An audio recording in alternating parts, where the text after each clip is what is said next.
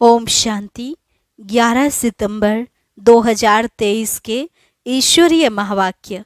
पहले सुनते हैं मुरली के मुख्य पॉइंट्स।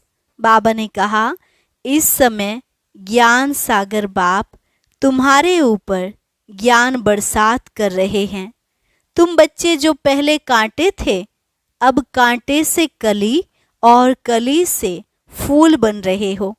अभी तो तुम्हारा पुरुषार्थ चल रहा है, फिर जब कर्मातीत अवस्था हो जाएगी तो तुम पूरा फूल बन जाएंगे।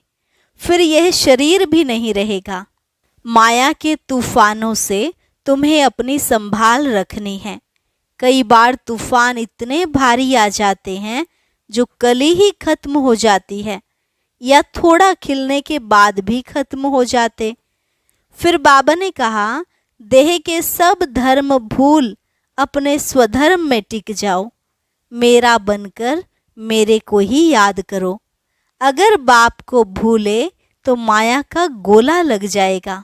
इतना समय तुम माया की मत पर चलते आए, अब बाप आकर तुम्हारा माया से त्याग कराते हैं तो उनकी श्रीमत पर चलना चाहिए। ऐसे बाप को कभी फारकती नहीं देनी। तुम्हें कभी साक्षात्कार की इच्छा नहीं रखनी। ध्यान से ज्ञान श्रेष्ठ है। सच्चा सच्चा व्यास बन सबको यह सच्ची गीता सुनानी है। और लास्ट में बाबा ने कहा, तुमको सर्विस जरूर करनी है। एक जगह बैठ नहीं जाना, अंधों की लाठी बनना है। अभी तुम सारी यूनिवर्स को पवित्र स्वर्ग बना रहे हो। जो बनाएंगे अर्थात इस ईश्वरीय कार्य में मदद करेंगे, वही फिर राज्य भी करेंगे। और अब सुनते हैं महावाक्यों को विस्तार से। मीठे बच्चे, अब नाटक पूरा होता है, घर चलना है। इसलिए इस शरीर रूपी कपड़े को भूलते जाओ। अपने को अशरीरी आत्मा समझो। प्रश्न, कौन सा वंडरफुल खेल संगम पर ही चलता है, दूसरे युगों में नहीं? उत्तर, फारकती दिलाने का। राम रावण से फारकती दिलाते हैं, रावण फिर राम से फारकती दिला देते। यह बड़ा वंडरफुल खेल है। बाप को भूलने से माया का गोला लग जाता है। इसलिए बाप शिक्षा देते हैं, बच्चे अपने स्वधर्म में टिको। देह सहित देह के सब धर्मों को भूलते जाओ। याद करने का खूब पुरुषार्थ करते रहो। देही अभिमानी बनो। गीत जो पिया के साथ है। ओम शांति। मीठे मीठे बच्चों ने नंबरवार पुरुषार्थ अनुसार गीत सुना। हर एक बात में नंबरवार कहा जाता है, क्योंकि यह कॉलेज है अथवा यूनिवर्सिटी कहो। साथ साथ सच्चा सत्य का संग भी है। सत्य कहा जाता है एक को, वह एक ही बार आते हैं।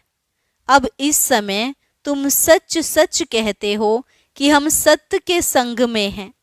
तुम ब्राह्मण ही उस सत्य कहने वाले ज्ञान सागर के सम्मुख बैठे हो। गाया भी जाता है, जो पिया के साथ है उनके लिए ज्ञान की बरसात है। पिया पिता को कहा जाता है। तुम बच्चों के सम्मुख पिया की ज्ञान बरसात है। तुम बच्चे जानते हो, बरोबर ज्ञान सागर पतित पावन हमारे सम्मुख हैं। हम पतित से पावन व कांटे से फूल बन रहे हैं। फूल बन जाएंगे, फिर यह शरीर नहीं रहेगा। कली भी आहिस्ते आहिस्ते खिलती जाती है, फट से खिल नहीं जाती। खिलते खिलते फिर कंप्लीट फूल बन जाती है। अभी कोई भी कंप्लीट फूल नहीं बने हैं, वह तो कर्मातीत अवस्था हो जाती है। देही अभिमानी तो अंत में ही बनना है। अभी तुम सबका पुरुषार्थ चल रहा है। बाप है पारलौकिक पिता। यह दोनों संगम युग के अलौकिक मात पिता ठहरे। कोई कांटे भी हैं, कोई कली भी हैं। कली को खिलने में टाइम लगता है, तुम सब नंबरवार कलियां हो, फूल बनने वाले हो। कोई अच्छी रीति खिले हैं, कोई आधा। एक दिन कंप्लीट भी जरूर खिलेंगे। बगीचा तो है ना, जानते हो हम कांटे से कली तो बने हैं, फिर फूल बन रहे हैं, पुरुषार्थ कर रहे हैं। कोई तो कली ही खत्म हो जाती है, कोई थोड़ा खिलकर खत्म हो जाते। माया के बड़े तूफान आते हैं, सेंटर्स खोलते भी कोई कोई खत्म हो जाते हैं, गिर पड़ते हैं। माया बड़ी जबरदस्त है। यह है चटाभेटी राम और रावण की। राम राम कहा जाता है, ऐसे नहीं त्रेता वाले राम को याद करते हैं। यह राम राम परमात्मा के लिए कहते हैं। रावण से राम की भेंट होती है। राम है बाप, रावण है दुश्मन माया। माया भी जबरदस्त है। यह खेल है एक दो को फारकती दिलाना। राम तुमको माया रावण से त्याग दिला रहे हैं, माया फिर तुमको बाप राम से त्याग दिलाती है। बाप कहते हैं देह सहित जो भी संबंधी आदि देह के हैं, सबका बुद्धि से त्याग करो। सर्वधर्मानि परित्यज। मैं फलाना हूँ, फलाने धर्म का हूँ, यह भूल अपने स्वधर्म में टिको। देह के सब धर्म छोड़ अपने को अकेला समझो। इस दुनिया की हर एक चीज से त्याग दिलाते हैं। अशरीरी बन जाओ, मेरा बनकर और मेरे को याद करो। बाप को भूले तो माया का गोला लग जाएगा। बाप को याद करने का खूब पुरुषार्थ करते रहो। माया भी बड़ी जबरदस्त है। बाप का बनकर भी फिर माया त्याग दिलाकर बाप से छुड़ा देती है। बाप को शल कोई फारकती ना दे। आधा कल्प तुम मुझे याद करते आए हो, तुम ही संपूर्ण भक्त हो ना। भक्ति भी तुमने ही शुरू की है, तो बाप आकर माया से त्याग दिलाते हैं। कहते हैं अपने को आत्मा समझो। इस कपड़े को, देह को भूलते जाओ। बस अभी हमको जाना है। उस नाटक में भी एक्टर्स होते हैं, उनको भी मालूम रहता है बस अभी 5-10 मिनट बाद हमारा खेल पूरा होने का समय आया है, फिर हम घर चले जाएंगे। खेल पूरा होने के समय यह बुद्धि में रहता है, शुरू में नहीं। तुम भी समझते हो हमारे 84 जन्म पूरे हुए, बाकी कितना समय होगा।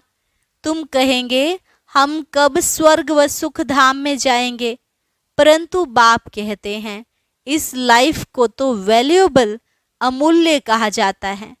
तुम बड़ी भारी सर्विस करते हो श्रीमत पर, सिर्फ तुम पांडव ही श्रीमत पर चलते हो। गीता आदि में यह बातें नहीं हैं। यह बाबा बहुत ही शास्त्र आदि पढ़ा हुआ है, गुरु किए हुए हैं। जो भी सब एक्टर्स की एक्टिविटीज है उन सबको तुम जानते हो। शास्त्र तो बाद में बैठ बनाते हैं, वह क्या जाने। यह भी ड्रामा में खेल बना हुआ है। गीता भागवत आदि सब अपने अपने समय पर रिपीट होंगे। गीता है माई बाप, गीता को माता कहा जाता है, और कोई पुस्तक को माता नहीं कहेंगे। इनका नाम ही है गीता माता। अच्छा, उनको किसने रचा? पहले पहले पुरुष स्त्री को अडॉप्ट करते हैं ना। पुरुष शादी करते हैं तो मुख से कहते हैं यह मेरी स्त्री है, तो रचता हुए ना। फिर उनसे बच्चे होते हैं तो भी कहेंगे यह हमारे बच्चे हैं, बच्चे भी कहेंगे यह हमारा बाप है। तुम भी बाबा की मुख वंशावली हो, कहते हो बाबा हम आपके हैं। इतना समय हम माया की मत पर चलते आए, अभी आपकी मत पर चलेंगे। माया कोई मुख से मत नहीं देती है, एक्ट ऐसी करते हैं। यहाँ तो बाप मुख से बैठ समझाते हैं। तुम सब भारतवासी हो, जानते हो कि भारत ही सिरताज था, अभी दोनों ताज नहीं है, ना होली ना अनहोली। गाया जाता है हर होलीनेस हिज होलीनेस। स्त्री पुरुष दोनों को कहते हैं। सन्यासियों को हिज होलीनेस कहते हैं, परंतु प्रवृत्ति मार्ग है ना, प्रवृत्ति मार्ग में तो स्त्री पुरुष दोनों पवित्र रहते हैं। सो तो सतयुग में दोनों पवित्र होते ही हैं, जिसको कंप्लीट पवित्र कहा जाता है। आत्मा और शरीर दोनों पवित्र रहते हैं। यहाँ पतित दुनिया में दोनों पवित्र तो हो न सके, तो अभी तुम बाप के सम्मुख सुन रहे हो, जिसको ज्ञान बरसात कहा जाता है। वह है विष की बरसात, यह है ज्ञान अमृत की बरसात। गाते हैं ना, अमृत छोड़ विष काहे को खाए। तुमको अब ज्ञान अमृत मिल रहा है। भक्ति मार्ग में तो ऐसे ही सिर्फ गाते रहते हैं, अभी तुमको प्रैक्टिकल में ज्ञान अमृत मिलता है। इससे ही अमृतसर नाम पड़ा है। बाकी तालाब तो ऐसे बहुत हैं, मानसरोवर भी है ना। मानसरोवर मनुष्यों का सरोवर तो वह है नहीं, यह है ज्ञान अमृत का सरोवर। इनको ज्ञान मानसरोवर भी कहा जाता है। ज्ञान सागर भी है। कोई नदियां हैं, कोई कैनाल्स हैं, कोई टुबके हैं, नंबरवार है ना। बच्चे समझ गए हैं। कल्प पहले भी बाप ने समझाया था, फिर अब समझा रहे हैं। तुम निश्चय करते हो हम बाबा से राजयोग सीख रहे हैं, जिससे कल्प पहले भी हम स्वर्ग के मालिक बने थे। प्रजा भी कहेगी हम मालिक हैं। भारतवासी कहते हैं ना, हमारा भारत सबसे उच्च था, अभी हमारा भारत सबसे नीच है। हमारा भारत बहुत श्रेष्ठाचारी था, अब हमारा भारत बहुत भ्रष्टाचारी हो गया है। और कोई खंड के लिए ऐसे नहीं कहेंगे। सभी धर्म वाले भी जानते हैं कि भारत प्राचीन था, तब हम लोग नहीं थे। सतयुग में जरूर सिर्फ भारतवासी ही होंगे। गाते भी हैं, क्राइस्ट से 3000 वर्ष पहले भारत ही था और कोई धर्म नहीं था। नई दुनिया में नया भारत था, अभी पुराना भारत है। भारत हेवन था, परंतु किसकी बुद्धि में पूरा बैठता नहीं है। यह तो बहुत सहज समझने की बात है। बाप तुमको समझा रहे हैं, तुम प्रैक्टिकल में कर्तव्य कर रहे हो। नंबरवार पुरुषार्थ अनुसार सच्चा सच्चा व्यास बनना है, सच्ची गीता सुनानी है। तुमको कोई पुस्तक आदि तो हाथ में उठाना नहीं है, तुम तो रूप बसंत हो। तुम्हारी आत्मा गीता का ज्ञान सुनती है बाप से। तुम्हारी बुद्धि में एक ही बाप है, और कोई गुरु गोसाई साधु संत आदि तुम्हारी बुद्धि में नहीं है। तुम कहेंगे हम ज्ञान सागर परम पिता परमात्मा से सुनते हैं, जिसको ही सत श्री अकाल कहा जाता है। अक्षर कितना मीठा है। अकाली लोग बड़ी जोर से कहते हैं सत श्री अकाल। यहाँ तुम बच्चे ज्ञान डांस करते हो, इसलिए कहा जाता है सच तो बिठो नच। सच्चे हो तो खुशी में नाचते रहो, फिर तुम वहां जाकर रास विलास करेंगे। मीरा भी ध्यान में रास आदि करती थी, परंतु उसने भक्ति की। तुम कोई भक्ति नहीं करते हो। दिव्य दृष्टि दाता बाप स्वयं तुमको पढ़ा रहे हैं। बहुत बच्चे साक्षात्कार करते रहते हैं, तो मनुष्य समझते हैं यह तो जादू है। बच्चे पढ़ाई में घूमते फिरते हैं ना, तुम्हारे लिए भी यह खेल पाल है। यह कोई सब्जेक्ट नहीं, इनके मार्क्स नहीं, खेलने कूदने की मार्क्स नहीं होती हैं। यहाँ भी जो इस खेल पाल में रहते हैं, उनको ज्ञान की मार्क्स नहीं मिल सकती। यह तो खेल है, इसको अव्यक्त खेल कहा जाता है। वह व्यक्त खेल, यह अव्यक्त खेल। रास आदि करने वाले को मार्क्स नहीं मिलती हैं, इसलिए बाबा कहते हैं ध्यान से ज्ञान अच्छा है, श्रेष्ठ है। ध्यान तो सिर्फ एम ऑब्जेक्ट का साक्षात्कार है। यह है ही राजयोग। एम ऑब्जेक्ट बुद्धि में है, वह तो इन आँखों से देखते हैं हम फलाना बनेंगे। यहाँ तो यह तुम्हारी है भविष्य की एम ऑब्जेक्ट, प्रिंस प्रिंसेस बनना है। फिर तुम महाराजा महारानी बनते हो। बिगर एम ऑब्जेक्ट, अगर कोई कॉलेज में बैठे तो उनको क्या कहेंगे? भारत में और जो सत्संग है उनमें कोई एम ऑब्जेक्ट नहीं है। इसको यूनिवर्सिटी भी कह सकते हैं, पाठशाला भी कह सकते हैं। सत्संग को कभी पाठशाला नहीं कहा जाता। तुम बच्चे जानते हो, हम पतित पावन गॉड फादरली यूनिवर्सिटी में पढ़ते हैं। सारी यूनिवर्स को तुम पवित्र स्वर्ग बनाते हो। अपने लिए ही इस यूनिवर्स को स्वर्ग बनाते हो। जो बनाएंगे वही फिर राज्य करेंगे। ऐसे तो नहीं सब स्वर्ग के मालिक बनेंगे। जो पूरे नरकवासी हैं, जिन्होंने द्वापर से भक्ति की है, वही स्वर्गवासी होंगे। बाकी सब मनुष्य सरसों मिसल पीसकर खत्म हो जाएंगे। आत्माएं वापस बाप के पास जाएंगी। कितना बड़ा विनाश होना है। अभी तो बहुत प्रजा है, कितना बैठ गिनेंगे, एक्यूरेट गिनती कर ना सके। दुनिया में कितने मनुष्य हैं, ये सब खत्म हो जाएंगे। बच्चों को बनेन ट्री का भी मिसाल बताया गया है। कलकत्ते में बहुत बड़ा झाड़ है, उसमें थुर फाउंडेशन है नहीं, बाकी सारा झाड़ खड़ा है। अभी देवी देवता धर्म भी है, परंतु उनका नाम प्राय लोप है। ऐसे नहीं कहेंगे कि फाउंडेशन है ही नहीं। सड़ा हुआ भी कुछ न कुछ निशान तो रहेगा ना। प्राय लोप का अर्थ ही है, बाकी थोड़ा रहा है, चित्र हैं। भारत में लक्ष्मी नारायण राज्य करते थे, यह तो बड़ा सहज है, परंतु माया रावण बुद्धि को ताला लगा देती है। परम पिता परमात्मा है बुद्धिवानों की बुद्धि। मनुष्यों में बुद्धि है, परंतु ताला लगा हुआ है। पत्थर बुद्धि हो गए हैं। अब बाबा फिर से तुमको पारस बुद्धि बनाते हैं, आत्मा को बनाते हैं। बुद्धि आत्मा में रहती है ना। कहा जाता है तुम तो पत्थर बुद्धि भैंस बुद्धि हो। यहाँ भी ऐसे हैं, कुछ भी समझाओ तो समझते नहीं, श्रीमत पर चलते नहीं। श्रीमत तो सदैव कहेगी बच्चे, अंधों की लाठी बनो। सुनना और फिर सुनाना है, इसलिए सर्विस में दूर जाना भी पड़ता है। एक जगह बैठ तो नहीं जाना है। अभी तुम ज्ञान और योग सीख रहे हो। यहाँ तुम शिव बाबा के सम्मुख बैठे हो।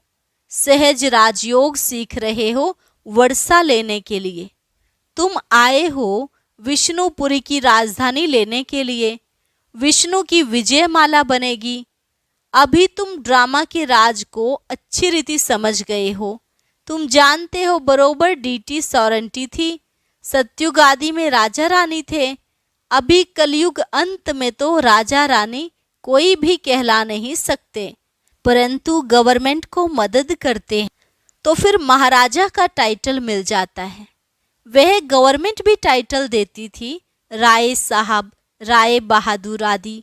अभी तो तुमको बड़ा टाइटल मिल रहा है प्रैक्टिकल में। तुम हर होलीनेस हिज होलीनेस महाराजा महारानी बनेंगे। तुम पर डबल ताज है। पहले होता है होली राज्य, फिर अनहोली राज्य, अभी फिर अनहोली नो राज्य। प्रजा का प्रजा पर राज्य है। ड्रामा को समझना है। अच्छा, मीठे मीठे सिकिलधे बच्चों प्रति मात पिता बाप दादा का याद प्यार और गुड मॉर्निंग। रूहानी बाप की रूहानी बच्चों को नमस्ते। रूहानी बच्चों की रूहानी बाप दादा को नमस्ते नमस्ते, गुड मॉर्निंग। धारणा के लिए मुख्य सार। पहली पॉइंट, रोज ज्ञान अमृत के मानसरोवर में स्नान कर आत्मा और शरीर दोनों को पावन बनाना है। माया की मत छोड़ बाप की मत पर चलना है। दूसरी पॉइंट, यह अमूल्य संगम का समय है। इस समय श्रीमत पर चल सर्विस करनी है।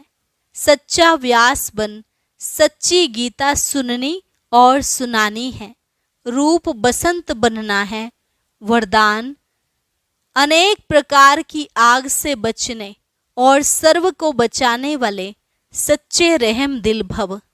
अनेक प्रकार की आग से बचने और सर्व को बचाने वाले सच्चे रहम दिल भव। आज का मानव अनेक प्रकार की आग में जल रहा है। अनेक प्रकार के दुख, चिंताएं, समस्याएं, भिन्न भिन्न प्रकार की यह चोट जो आत्माओं को लगती है, यह अग्नि जीते हुए जलने का अनुभव कराती है। लेकिन आप ऐसे जीवन से निकल श्रेष्ठ जीवन में आ गए। आप शीतल सागर के कंठे पर बैठे हो। अतीन्द्रिय सुख, शांति की प्राप्ति में समाये हुए हो। तो रहम दिल बन अन्य आत्माओं को भी अनेक प्रकार की आग से बचाओ। गली गली में ज्ञान स्थान बनाकर सबको ठिकाना दो। स्लोगन, जिनकी एक बाप से सच्ची प्रीत है, उन्हें अशरीरी बनना सहज है। जिनकी एक बाप से सच्ची प्रीत है, उन्हें अशरीरी बनना सहज है। अच्छा, ओम शांति। अब सुनते हैं आज का अव्यक्त ज्ञान मोती। इसके लिए ऊपर दिए गए बॉक्स पर क्लिक करें।